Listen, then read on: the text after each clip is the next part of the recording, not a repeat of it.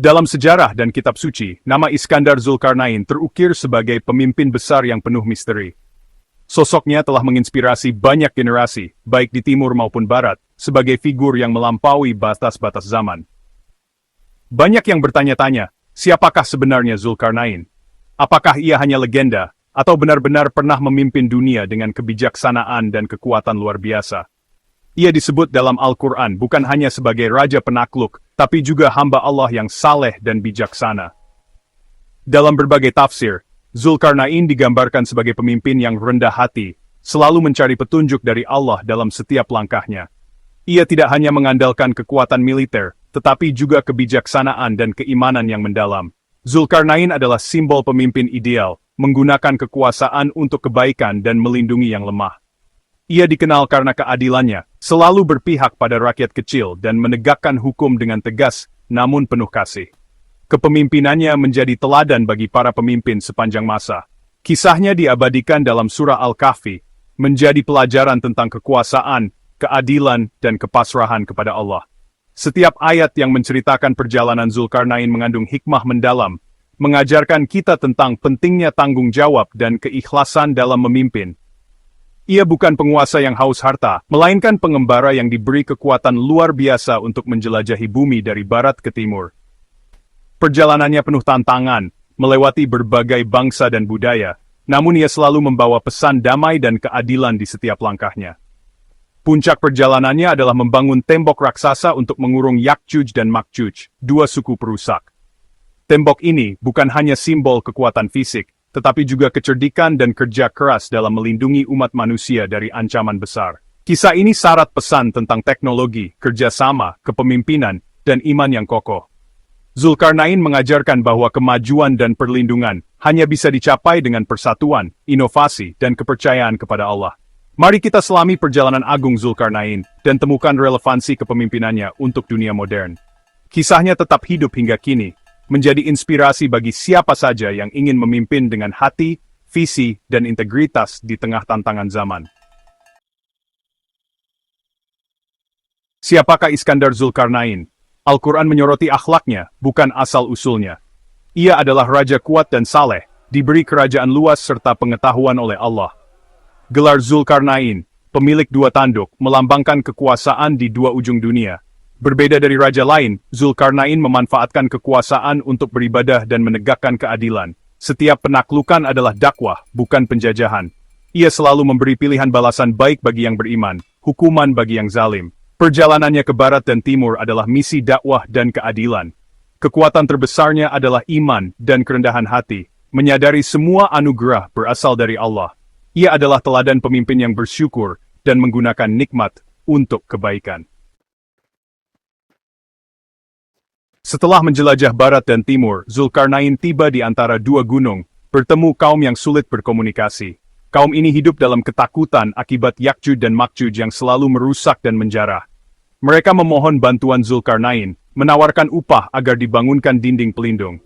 Zulkarnain menolak bayaran, menegaskan bahwa kekuatannya adalah anugerah Allah.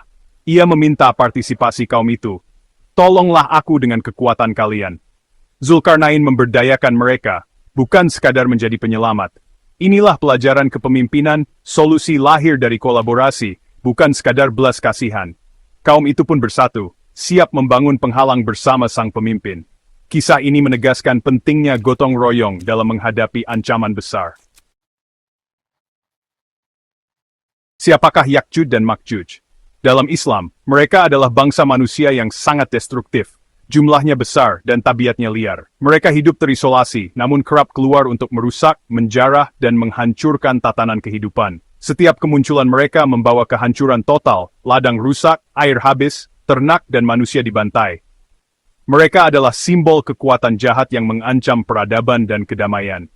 Kehadiran mereka menebar ketakutan dan keputusasaan. Dalam eskatologi Islam, tembok Zulkarnain akan hancur menjelang kiamat, dan Yakjuj serta Makjuj akan kembali menyebar kerusakan. Ancaman mereka adalah ujian bagi manusia, dan pengingat bahwa kekuatan jahat selalu mengintai. Kisah ini menegaskan pentingnya perlindungan dan kesiapsiagaan menghadapi ancaman besar. Zulkarnain memulai proyek ambisius, membangun tembok raksasa dari besi dan tembaga, bukan dari batu seperti kebanyakan benteng pada zamannya. Ia ingin menciptakan penghalang yang benar-benar kokoh dan tak tertembus, sebagai perlindungan bagi rakyat dari ancaman besar yang mengintai di balik pegunungan. Proyek ini bukan sekadar pembangunan fisik, melainkan juga simbol kekuatan dan kecerdikan manusia dalam menghadapi tantangan. Ia mengajak seluruh kaum untuk berpartisipasi, mengumpulkan potongan besi dalam jumlah besar dari berbagai penjuru.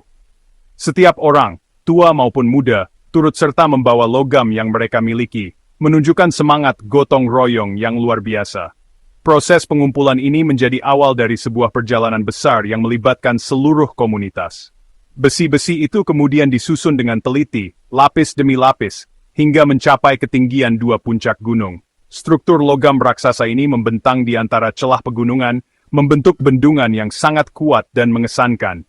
Tidak ada celah sedikit pun, setiap bagian terpasang rapat, mencerminkan ketelitian dan keuletan para pekerja. Proses peleburan pun dimulai. Api besar dinyalakan, suhu tinggi digunakan untuk memanaskan besi hingga membara. Para pandai besi bekerja tanpa lelah, memastikan logam benar-benar meleleh dan siap dibentuk. Suara dentingan logam dan panasnya api menjadi saksi perjuangan mereka. Zulkarnain memahami teknik metalurgi yang canggih untuk zamannya. Ia mengarahkan para pekerja agar besi-besi yang terpisah dapat disatukan menjadi satu massa kokoh. Dengan alat sederhana namun efektif, mereka menempa dan menyatukan logam, menciptakan struktur yang sangat kuat dan tahan lama.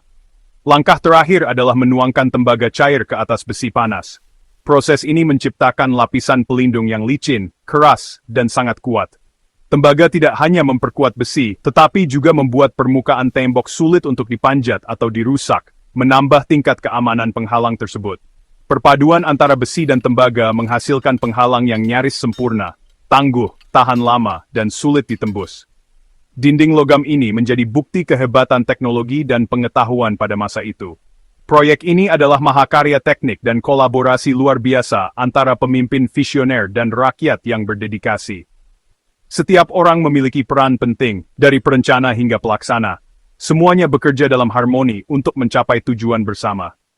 Tembok itu akhirnya berdiri megah, menjadi simbol kekuatan, inovasi, dan kerjasama yang tak tergoyahkan. Ia menjadi benteng pertahanan sekaligus monumen kejayaan peradaban. Inilah bukti nyata bahwa ilmu pengetahuan dan iman dapat bersatu, menciptakan solusi luar biasa yang melindungi dan menginspirasi generasi berikutnya. Tembok Zulkarnain berdiri kokoh, tak mampu didaki atau dilubangi Yakjuj dan Makjuj. Keberhasilan ini membawa kedamaian bagi kaum yang tertindas. Namun Zulkarnain tidak sombong. Ia berkata, "Ini adalah rahmat dari Tuhanku." Ia mengingatkan, semua pencapaian adalah anugerah Allah, dan manusia hanya berusaha. Tembok itu bukan abadi. Suatu saat, atas izin Allah, ia akan hancur. Ini adalah pengingat bahwa segala kekuatan duniawi bersifat sementara.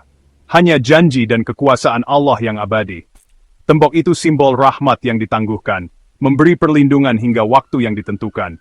Kita diajarkan untuk tidak bergantung pada materi, tapi selalu bersandar pada Allah. Setiap benteng manusia pasti ada batasnya, hanya Allah yang kekal.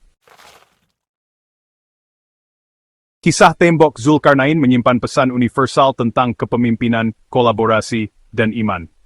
Cerita ini bukan sekadar kisah masa lalu, melainkan cerminan nilai-nilai yang tetap relevan hingga hari ini. Dari peristiwa ini kita belajar bahwa kepemimpinan sejati bukan hanya soal kekuasaan, tapi tentang tanggung jawab dan pengabdian kepada sesama. Zulkarnain adalah pemimpin yang melayani, melindungi yang lemah, dan menolak upah. Ia tidak mencari keuntungan pribadi, melainkan berjuang demi kebaikan bersama. Sikapnya menunjukkan bahwa pemimpin sejati adalah mereka yang rela berkorban dan menempatkan kepentingan rakyat di atas segalanya. Ia mengajak rakyat bergotong royong, membangun solusi bersama. Zulkarnain tidak bekerja sendiri, melainkan melibatkan seluruh masyarakat, membangkitkan semangat persatuan dan kebersamaan. Setiap orang, tanpa memandang status, berperan dalam membangun tembok yang kokoh. Keberhasilan proyek raksasa ini lahir dari sinergi pemimpin bijak dan masyarakat yang mau bekerja sama. Tembok yang megah itu menjadi bukti nyata bahwa kekuatan kolektif mampu mengatasi tantangan besar, asalkan ada kepercayaan dan tujuan bersama. Setiap lapisan masyarakat terlibat, dari yang muda hingga yang tua, semua bersatu demi tujuan mulia. Kolaborasi lintas generasi ini memperkuat fondasi sosial dan mempererat hubungan antar warga. Kisah ini menegaskan pentingnya keseimbangan antara iman dan ilmu pengetahuan. Zulkarnain tidak hanya mengandalkan kekuatan fisik, tapi juga kebijaksanaan dan pengetahuan yang luas. Zulkarnain religius, tapi juga menguasai teknologi, iman dan sains berjalan beriringan. Ia memahami bahwa kemajuan hanya bisa dicapai jika keduanya saling melengkapi, bukan saling meniadakan. Iman memberi arah, ilmu menyediakan alat. Dengan keduanya, manusia mampu menghadapi tantangan zaman dan membangun peradaban yang lebih baik. Kaum yang lemah mampu membangun benteng kuat jika bersatu dan dipimpin dengan benar. Tidak ada yang mustahil jika ada tekad, kerjasama, dan kepemimpinan yang adil. Zulkarnain tetap rendah hati, sadar kekuatannya berasal dari Allah. Ia tidak sombong atas pencapaiannya, melainkan selalu bersyukur dan memohon petunjuk. Pesan utamanya, kekuatan sejati lahir dari persatuan, kerjasama, dan iman. Inilah warisan terbesar dari kisah Zulkarnain untuk umat manusia sepanjang masa. Kelemahan bisa berubah menjadi kekuatan jika ada kemauan, kebersamaan, dan kepasrahan pada Allah. Kisah ini mengajarkan bahwa setiap tantangan dapat dihadapi jika kita bersatu dan percaya pada kekuatan yang lebih tinggi. Kisah Zulkarnain menyoroti esensi keadilan dalam kepemimpinan. Ia proaktif membela kaum lemah, memberi solusi nyata, bukan sekadar menunggu laporan. Kekuatan pemimpin diukur dari manfaat yang ia berikan, bukan wilayah yang ia taklukkan. Zulkarnain menolak bayaran, membangun tembok demi melindungi orang lain. Ia bijaksana, menganalisis masalah dan memilih solusi efektif. Besi dan tembaga bukan kebetulan. Ia menghargai kaum yang terbatas, mengajak mereka terlibat dalam solusi. Sumber keadilan dan kekuatannya adalah ketakwaan kepada Allah. Ia sadar kepemimpinan adalah amanah yang harus dipertanggungjawabkan. Pemimpin terkuat adalah yang paling dekat dengan Tuhannya. Itulah sumber keadilan dan kebijaksanaan sejati. Kisah Zulkarnain dan tembok besi berakhir dengan renungan tentang waktu dan takdir. Tembok itu berdiri sebagai monumen rahmat Allah, tapi juga pengingat janji kehancurannya. Dunia ini punya batas waktu. Kita semua punya tembok yang harus dibangun. Bukan dari besi, tapi dari iman, kesabaran, ilmu, dan amal saleh. Kisah ini mengajarkan sekuat apapun ancaman, selalu ada jalan keluar jika ada niat tulus, kerjasama, dan pertolongan Allah. Jangan pernah putus asa dari rahmatnya. Zulkarnain adalah teladan pemimpin yang bersyukur, melayani, dan menyandarkan segalanya pada Allah. Semoga kita bisa meneladani jejaknya, membangun tembok kebaikan, dan siap menanti janji Allah yang pasti.